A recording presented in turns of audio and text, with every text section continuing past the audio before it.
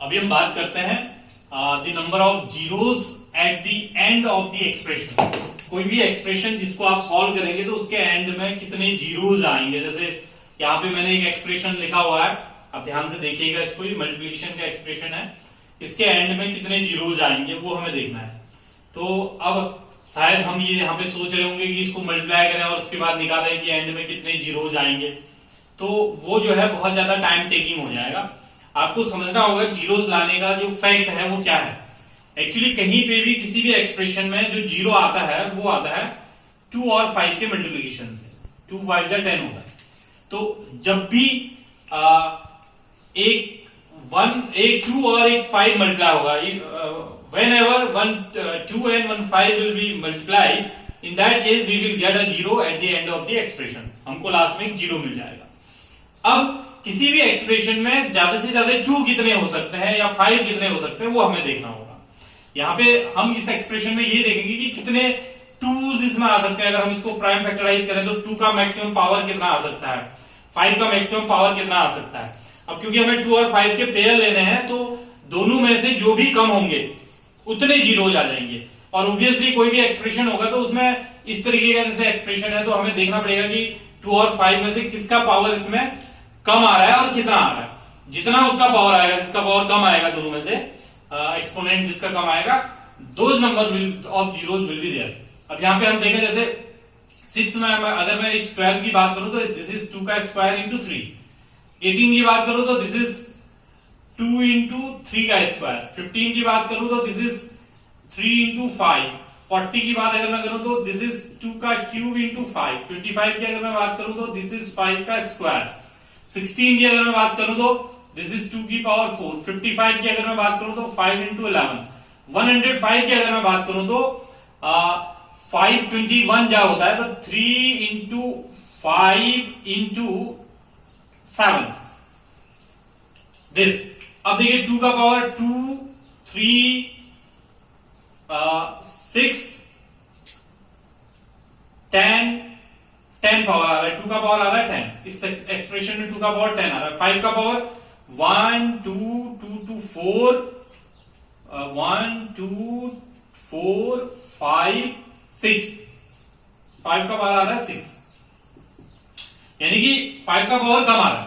तो minimum power 5 का है, 6 इज लेस देन 10, तो that means number of zeros जो है विल बी इक्वल टू 6। तो जीरोज एट द एंड, तो एक्सप्रेशन के एंड में जो नंबर ऑफ जीरोज आएंगे वो 6 आ जाएंगे। तो इस तरीके से किसी एक्सप्रेशन के एंड में आप नंबर ऑफ जीरोज निकाल सकते हैं। अब ये तो छोटा एक्सप्रेशन है, कभी हो सकता है आपको यही एक्सप्रेशन बहुत बड़ा सा दिया हो। फॉर एग्जाम्पल मान लीजिए आपके पास एक एक्सप्रेशन है 1 into 2 into 3 into 4 into 5 into so on up to 100। तो अब आपके लिए थोड़ा कॉम्प्लिकेटेड हो जाएगा कि आप कैसे निकालें नंबर ऑफ जीरोज कितने आएंगे एंड में, क्योंकि आपको उतना एक्सपेंड करके पावर्स काउंट करनी पड़ेगी। तो ऐसे केस में एक सिंपल सा तरीका आप अपनाएंगे। आपको सबसे पहले ये समझना होगा, जब 1 से 100 तक सबको आप फैक्टराइज करेंगे और 2 और 5 की पावर्स को देखेंगे तो 2 की पावर ऑलवेज ज्यादा आएगी, 5 की पावर कम आएगी। 5 की पावर कम इसलिए आएगी क्योंकि 5 कम टाइम्स आएगा, 2 ज्यादा टाइम्स आएगा, मोर टाइम्स आएगा। तो ऐसे केस में आपको क्या करना है, आपको इस हाईएस्ट नंबर को 5 की डिफरेंट पावर से डिवाइड कर देना है। 100 अपॉन 5, 100 अपॉन 5 का स्क्वायर, 100 अपॉन 5 का क्यूब अगर आप करेंगे तो that will be greater than 100। तो वो लेने की जरूरत नहीं है, उसको छोड़ देंगे आप। क्यों? क्योंकि जब आप यहां करेंगे तो आएगा 20, यहां करेंगे तो 25, 4 या 100 यानी कि 4 आ जाएगा।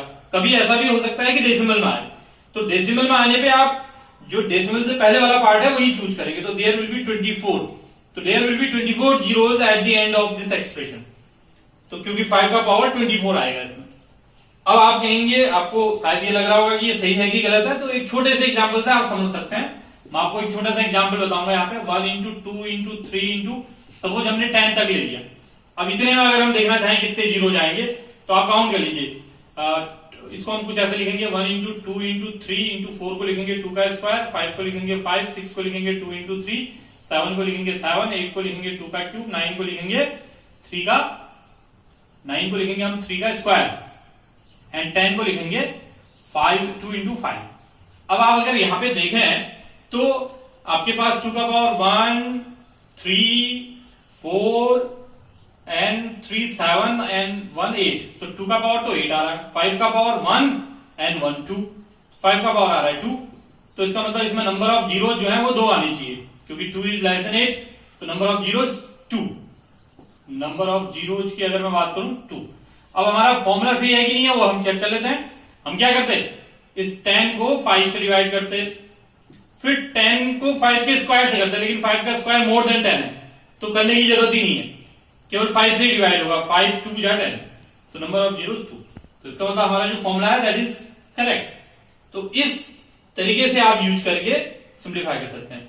अगर यहां पे नंबर आपका 500 होता, या यहां पे नंबर मान लीजिए कि 250 है, तो here it will be 250, it will be 250, it will be 250। अभी आपको 5 का क्यूब भी करना पड़ेगा यहाँ की, क्योंकि 5 का क्यूब 125 होता है। 5 की पावर 4 नहीं ले सकते, क्योंकि फिर वो ग्रेटर देन 250 हो जाए।